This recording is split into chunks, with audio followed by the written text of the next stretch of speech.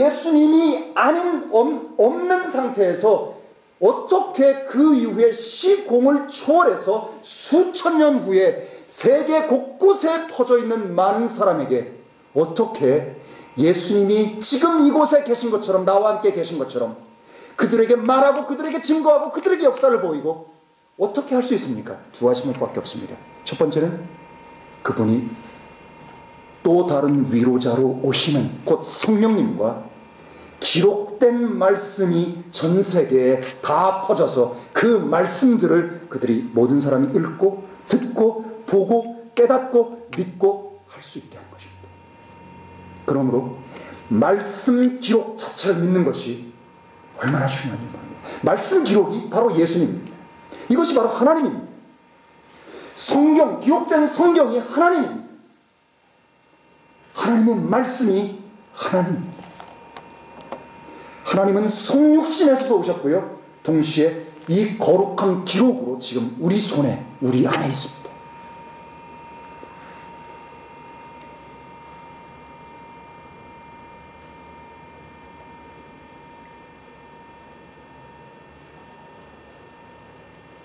두 번째 한번 생각해 볼 건요. 이 참고 레퍼런스 구절이 참 많긴 한데, 자, 두 번째로 넘어가죠. 두 번째 구절은, 자, 만약에 주님께서 십자가에서 죽고 매장돼 버린 채로 끝났다면 어떤 일이 벌어졌을까? 부활이 없는 상태에서 끝났다면, 우리 이 문제를 한번 생각해 볼 필요가 있습니다. 예수님이 타텔레스타이, 그리고 아버지여 나의 영혼을 당신 손에 바치나이다 라고 하고 돌아가셨습니다. 그리고 3일이 지났는데 아무 소식이 없습니다. 자, 그럼 이제 어떤 일이 벌어졌을까? 주님의 이 대속적인 이 죽음으로 모든 사람의 죄들이 완전히 사면되고 용서되고 죄가 십자가에서 처형되었다는 사실을 알 길이 없다는 겁니다. 그렇게 되면요. 어떻게 할 수 있겠어요, 그걸요? 그분이 과연 사람으로 오신 하나님, 곧 아버지 하나님께서 보내신 하나님의 아들이시고 완전한 하나님이시며 완전한 사람이신 그분이시라는 것을 확인할 수가 없었을 것이라는 겁니다. 그분이 하나님의 아들이라는 것을 확인할 길이 없습니다. 여러분, 그렇게 되면 어떤 문제가 생깁니까?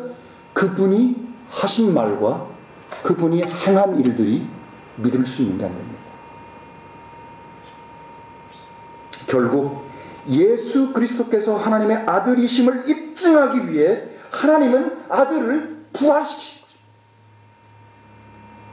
아들이 아버지의 뜻을 성취하기 위해서 그 몸을 가지고 이 세상에서 한 모든 일이 하나님을 완전히 기쁘게 하고 하나님의 뜻을 성취하고 그 모든 시효가 이루어졌다는 것을 확인하도록 하기 위해서 하나님은 그 아들을 부활시키신 것입니다. 근데 문제는 어디 있는가 하면요, 생전에 예수 그리스도를 믿지 않은 사람은 부활한 주님 역시 믿을 수 없다는 사실이에요. 생전에 그분을 안 믿은 사람이 이 인류 역사상 아무도 경험해보지 못한 전대미문의 사건인 이 부활이라는 사건을 통해서 예수님을 이해하고 믿을 수 있었을 것 같습니까? 아닙니다. 저는 왜 하나님이요? 왜 예수 그리스도께서, 우리 고린도전서 15장을 한번 볼까요? 고린도전서 15장을 보시면 4절부터입니다.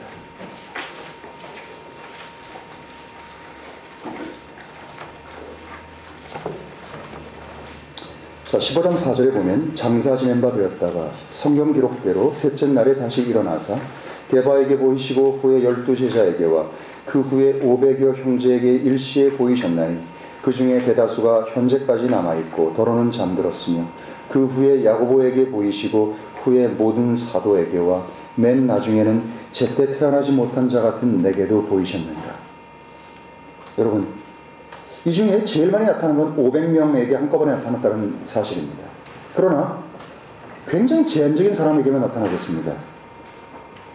여러분, 왜 이 사람들에게만 보이셨을까? 여러분, 의문의 그런 생각, 그 질문을 가져본 적이 없으십니까? 저는 있었습니다. 왜 많이 보이지? 왜 몇 명에게만 보이고 마셨을까? 하는 그런 생각이 많이 들었습니다. 근데 나이가 먹어가고, 영적인 나이가요, 먹어가고, 말씀들을 이렇게 자꾸 보면서 이게 어쩔 수가 없었겠구나. 보여봐야 안 믿을 게 뻔하니까. 이게 좀 불행이죠, 이게.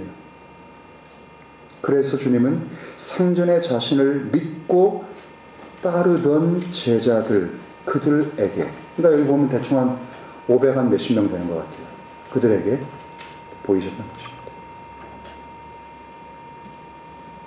그분이 하나님의 아들이시라는 것이 입증된다면 그분이 줄기차게 말씀해온 그분의 십자가 사역이 진실로 드러나게 됩니다. 단 한 번의 희생 제사를 자신이 몸으로 하나님께 바침으로 영원한 속죄를 이루고 하나님의 영존하는 생명을 믿는 모든 사람에게 주시고 하나님의 아들로 삼으신다고 그분이 줄기차게 외쳐왔던 그 모든 말씀이 사람들 속에 그분의 부활을 통해서 사람들에게 실효있게 그것들이 내가 한 말이, 내가 부활한 것처럼 너희들에게 동일하게 역사하고 너희가 그러한 존재가 실제로 된다는 것을 우리들에게 명명백백하게 보여주시는 겁니다. 그리고 실제로 어떻게 됐습니까? 그것을 믿은 우리들이 그런 영존하는 생명과 하나님의 아들들과 살아있는 소망과 이것들을 그대로 다 갖는 존재로 바뀌었다는 사실입니다.